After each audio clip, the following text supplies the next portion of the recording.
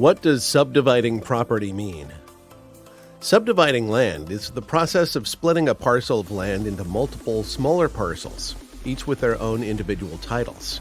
Property owners commonly subdivide their land if they build multiple units or wish to sell off part of their land for development. Can I subdivide my land? Whether or not you can subdivide your property will depend on the planning zones and overlays that affect the land. Whilst it is commonly believed that a lot must be at least 600 meters square to be granted a planning permit to subdivide, the specific requirements vary depending on where the land is situated. To identify the zoning and planning schedules that relate to your land, you can search your address at www.planning.vic.gov.au. What is involved in subdividing property? Once you have identified that you can and want to subdivide your land, there are 4 main stages to follow in the subdivision process. 1. Engage a licensed land surveyor to prepare a plan of subdivision. 2. Apply for a planning permit for the subdivision from your local council.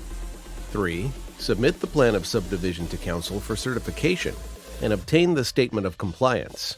4. Engage an experienced conveyancer to prepare and lodge the application to subdivide the land. Can I subdivide if I have a mortgage? Yes. Once you have received the statement of compliance from council and your plan of subdivision is ready to be lodged for registration, your conveyancer will write to your mortgagee providing them with a copy of the application and requesting they consent to the subdivision and make the certificate of title available to the conveyancer. How much does it cost to subdivide? The cost to subdivide land will vary greatly depending on whether you are subdividing into 2 or more lots. For a 2-lot subdivision, you can expect to pay anywhere between $10,000 to $15,000, which includes surveying costs of around $4,500, permit fees of $1,500, utility connection fees of $3,000, legal fees of $1,000, and registration fees of $1,000.